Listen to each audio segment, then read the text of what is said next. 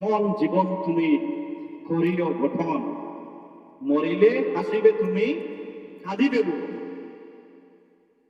বন্ধুগণ আমার।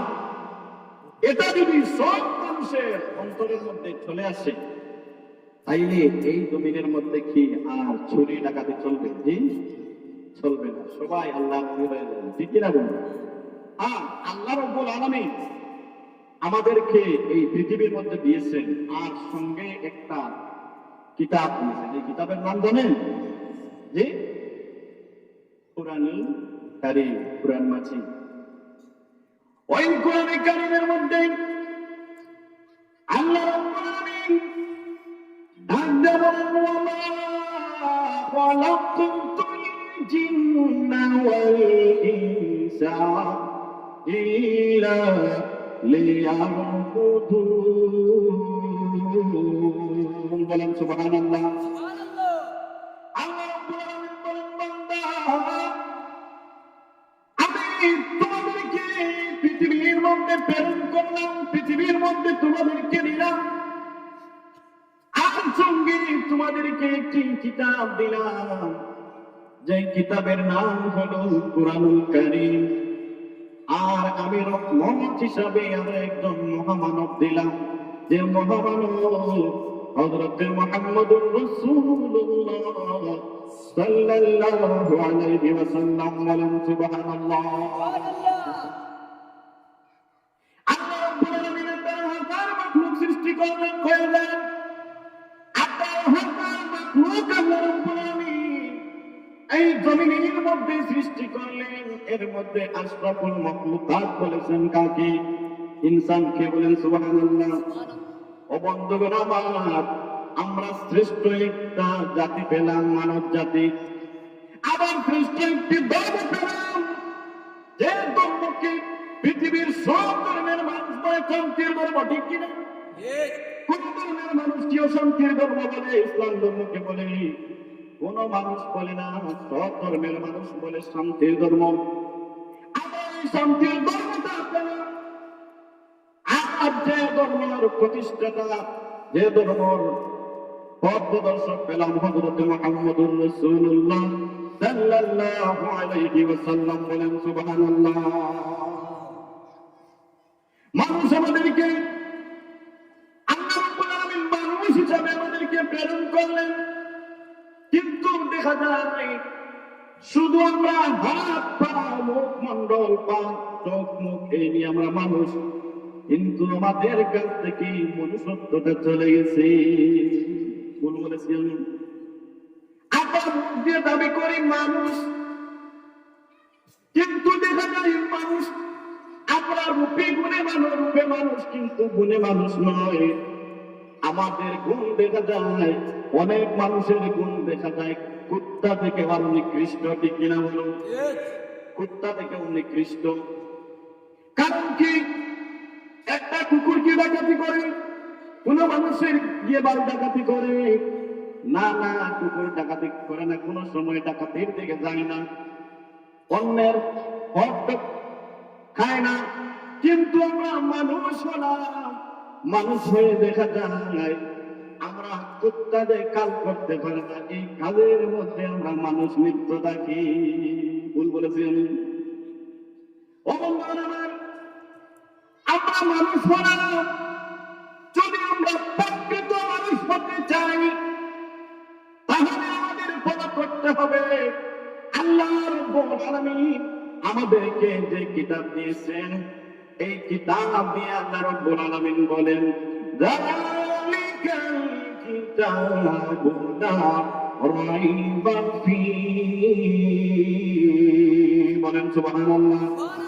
একদম প্রথমবারের মতো বলে দিয়েছেন, প্রথম পারার মধ্যে বলে দিয়েছেন, যালিকাল কিতাব, এমন একটি কিতাব দিয়েছি যে কিতাবের মধ্যে ভুল ভ্রান্তির অবকাশ নাই। বলেন সুবহানাল্লাহ।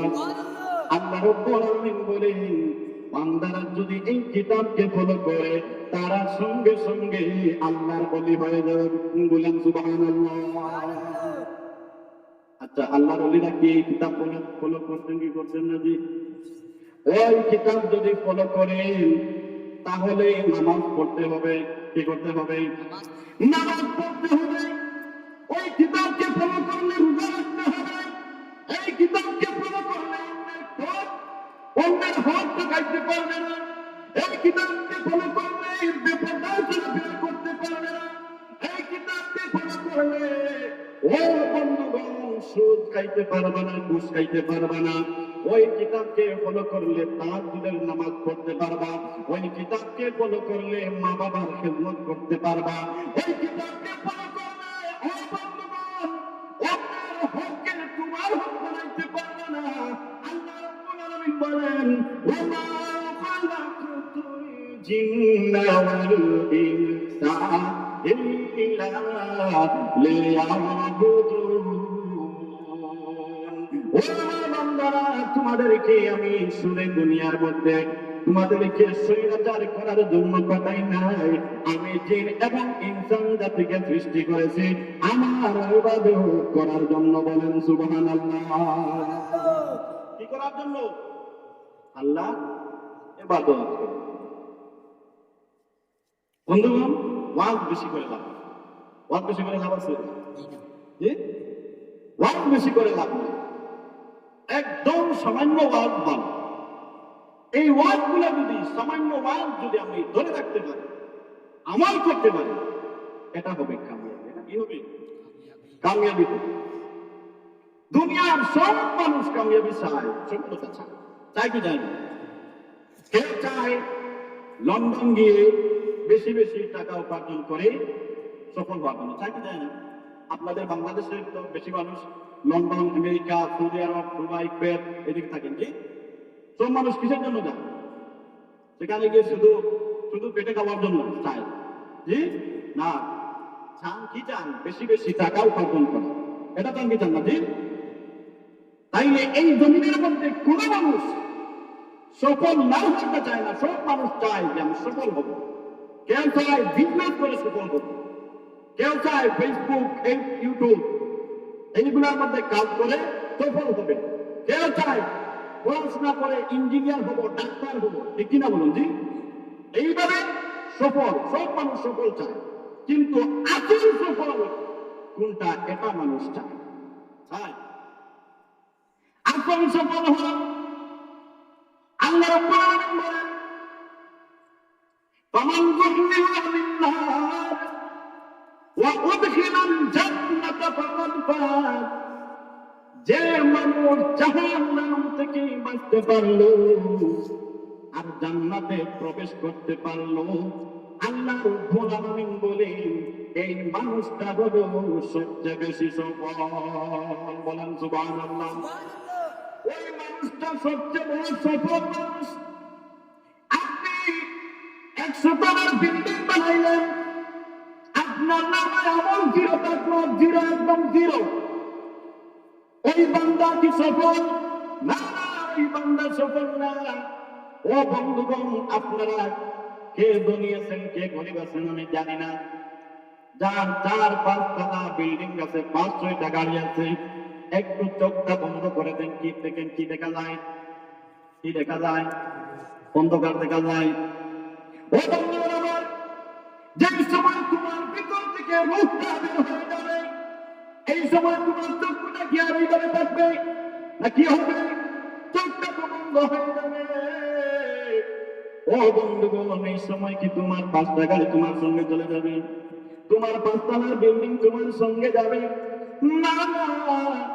তোমার 10টা ছেলে থাকো, 5টা মেয়ে থাকো, 10টা গাড়ি থাকো, 10টা বিল্ডিং থাকো, সব এই দুনিয়ার মধ্যে পড়ে থাকবে বান্দা, কিন্তু তুমি এই দুনিয়ার মধ্যে আর থাকবে না। তোমাকে একদিনের ভিতরে অন্ধকার কবরের মধ্যে দিয়ে দিবি। তাইলে একটু উচ্চ করে বলে, আমি ভুল বলছি না? ও বন্ধুরা, এই 2 দিনের দুনিয়ার জন্য আমরা এত পাগল, এত পাগল। আপনারা একটু আন্দাজ করে দেখেন, আমার দাদা, আমার যে সময় জন্ম হলো, আমার দাদাকে পেলাম বেশি বুড়া হয় নাই, কিন্তু কয়েকদিন যাওয়ার পরে দাদা বুড়া হলেন, বৃদ্ধ হলেন, এরপরে দাদা চলে গেলেন। আমার চোখের সামনে আমার জোয়ান বাবা বৃদ্ধ হয়ে গেলেন, ঠিক কিনা বলুন? বৃদ্ধ হয়ে গেলেন। কয়েকদিন পর আমার সামনে আমার বাবা মারা গেলেন। আমার হাত দিয়ে আমি কবরের মধ্যে রেখে আসলাম। আমি দেখতে দেখতে আমার চোখে আমি বেশি দেখতে পারি না, আমার চুলগুলো সাদা হয়ে গেল, আমার দাঁত গুলো পড়ে গেল। ও বান্দা, এরপরে আমার হুঁশ হয় না। আমি সব সময় দুনিয়া দুনিয়া বলে বলে আমি ব্যস্ত থাকি। এরপরে আমি দেখবো আমি আর হাঁটতে পারি না, আমার একটা টেস্ট লাগে, একটা লাঠি লাগে। আমি এখন হাঁটতে পারি না, আমার লাঠির দরকার হয়। এরপরে লাঠি নিয়েও আমি হাঁটতে পারি না, আমার ছেলের কাঁধের মধ্যে ধরে ধরে হাঁটতে হয়, না হয় আমার নাতির কাঁধে ভর করে আমার হাঁটতে হয়। এইভাবে হয় কি হয় না? কিন্তু এরপরেও বান্দার হুঁশ হয় না। এরপরেও বান্দা চায় আরো যদি 20টা গাড়ি করতে পারে তার আরো বেশি লাভ। কিন্তু আল্লাহ বলেন, ও বান্দা, তুই এই জমিনের মধ্যে যা কিছু কর না কেন, যেই সময় তোর সময় সময় হয়ে যাবে, এই সময় আর এই জমিনের মধ্যে থাকতে পারবে না। এই জমিন চিরস্থায়ী নয়। এই জমিন কি?